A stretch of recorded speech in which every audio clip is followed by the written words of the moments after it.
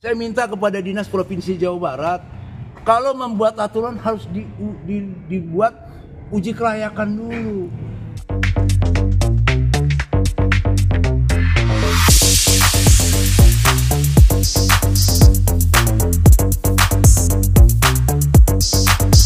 Bahwa sekolah itu perlu aturan, saya setuju, Pak.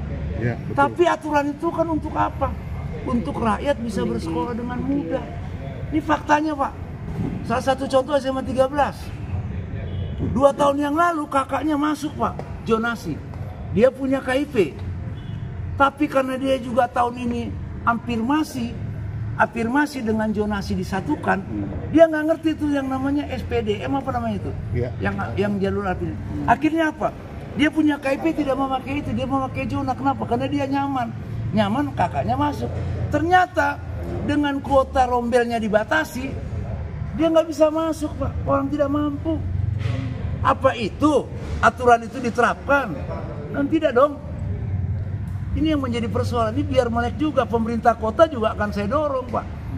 Pemerintah kota jangan juga diam dalam hal ini. Secara struktural pemerintahan, bahwa pengelolaan yang namanya sekolah itu di Jawa Barat, ya.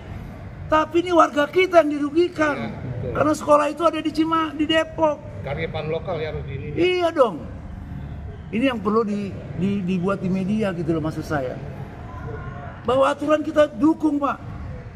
Tapi persoalannya ini banyak contoh-contoh fakta-fakta. Kok rombelnya dipersempit? Dulu 12 rombel, minimal 10 rombel. Sekarang cuma 8 rombel, Pak. Bicara kualitas sudah nggak bisa, Pak. Bicara kualitas tapi jangan ada yang korban, itu yang benar. Aturan diterapkan untuk menuju kualitas apabila sarana dan prasarana sudah dipikirkan oleh pemerintah.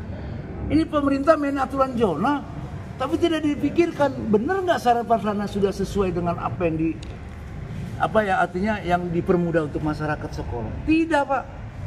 Saya punya contoh dan fakta. Itu loh persoalannya. Ini kalau bisa nih, ini apa yang untuk Jawa Barat koran apa tuh? Itu sombong tuh Kepala Dinas Pendidikan Jawa Barat tuh. Ya kan? Ini bukan masalah persoalan nitip atau tidak, Pak. Ini persoalan kebutuhan kok. Ya kan? Di situ disebutkan eksekutif, legislatif, LSM. Ini bukan masalah itu. Maka kalau tidak mau dibantu, apalagi Dewan, Pak. Dewan punya kewajiban mendorong masyarakat untuk sekolah, Pak. Dan masyarakat mengadu apapun yang menjadi keluhannya pasti ke anggota Dewan sebagai wakilnya mereka. Kita bukan nitip, tapi apa? Meminta untuk diberikan peluang kepada masyarakat. Kecuali kalau kita main uang, kita salah, Pak. Gratis kok sama saya. Jadi nggak benar ya kalau ada diduga anggota Dewan main PPDB, Pak ya? Loh, main PPDB. Anggota Dewan punya kewajiban mendesak sekolah untuk masyarakatnya bisa diterima. Itu wajib, Pak. Lah fungsi Dewan apa? Dewan ngadunya, masyarakat ngadu ke siapa? Dewan. Ketika Dewan datang ke Dewan, terus kita diam. Kita ke sekolah dong, Pak.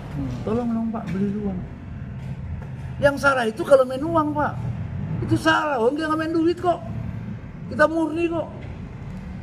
Waktu besok nih, pilkada, semua wali kota, wah sekolah gampang, sekolah mudah. Mana buktinya? Janji. Saya bisa kasih contoh, itu loh persoalan. Jadi memang terutama nih pemerintah juga harus aktif melihat persoalan-persoalan ini. Jangan diam. Ya kan? Karena yang dirugikan adalah masyarakat kita. Kalaupun secara organisasinya kebijakan ada di Jawa Barat, silakan, Pak. Tapi harus dilihat apakah aturan diterapkan itu sudah memenuhi standar untuk masyarakat biar bisa sekolah. Kok KIP sekarang nggak bisa diterima kok? Kenapa? Karena pertama itu tadi, Pak, kuotanya dibatasin, ya kan? Sekolah sedikit, kebutuhannya banyak, Pak. Itu persoalannya, Bos. Harapan kita pemerintah boleh bikin aturan, tapi dihitung dulu, Pak. Apakah aturan kebijakan itu sudah sesuai dengan standar yang dibutuhkan oleh masyarakat? Tidak. Zonasi bagus, Pak. Apabila diberikan ruang. Loh sekarang kalau Cisalak, Kelurahan Cisalak, Pak, berapa banyak yang tidak bisa masuk, Pak. Terus buat apa ada sekolah? Buat apa zonasi? Kenapa? Karena ruang sekolah sarana kita kurang. Buktinya diam aja. Pemerintah Jawa Barat hanya membuat aturan. Jadi efektifnya. Tapi pernah nggak dilihat sama dia kekurangan-kekurangan sekolah yang ada di wilayah? Tidak, Pak. Bukan begitu caranya. Dicek dong dia turun. Ya dong, sebagai pengambil kebijakan cek turun. Sharing dengan dinas-dinas yang ada di wilayah. Apakah memang adanya zonasi? Ada nggak dampak kepada masyarakat? Efektif nggak? Efektif tidak? Kalau tidak, kan harus solusi dong. Apa solusinya? Ya dibangun dong sekolah, Pak. Bukan didiamin, bukan malah bikin opini titipan ini. Terjadinya titipan karena kekurangan sekolah kok. Masyarakat pasti akan melakukan perminta tolong kepada siapapun. Pasti, Pak. Ya dong, mau ke LSC, mau ke wartawan, mau ke Dewan, pasti, Pak. Siapapun dia. Tapi bukan itu persoalannya. Ini fakta yang menyatakan bahwa kita kurang sarana dan prasarana pendidikan. Itu harus diakui, Pak. Pak, ya jangan pertanyaan efektifnya itu sebenarnya di Depok itu ada berapa sih? Dihitung, Pak. Berapa jumlah penduduk kita? Berapa yang layak dibangun SMP? Berapa yang layak SMA? Berapa swasta? Berapa negeri? Itu yang dihitung, Pak. Mereka suruh ngitung. Mereka ada anggarannya kok. Ya. Bukan kita yang disuruh ngitung. Jadi sebenarnya berapa efektifnya? Ya tanya mana Dinas Pendidikan Jawa Barat, Pak. Contoh. Contoh, Pak. Tapos, jumlah penduduk dengan Cimanggis hampir sama. 4 sekolah masih keleleran warganya, Pak. Cimanggis cuma 1, Pak. Itu aja contoh. 260.000 loh, Pak, penduduk Cimanggis. Sekolah 1, Pak. SMP berapa? 6. Itu negeri. Belum swasta, Pak. Sekolah SMA 1. Cukup nggak? Tidak, Pak. Terus kita ukur lagi kemampuan masyarakat. Jadi di rumah saya tinggal di perkampungan, Pak. Itu orang nyuci, Pak, di rumah-rumah. Kerjaannya orang tua. Anggaran berapa sih, Pak? Hah? Anggaran berapa sih?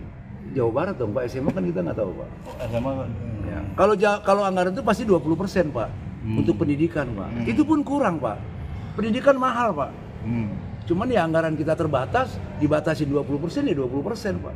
Untuk disampaikan Dinas Provinsi Jawa Barat.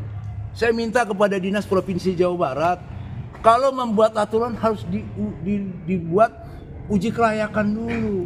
Apakah aturan itu bisa dipakai ketika sarana dan prasarana kurang?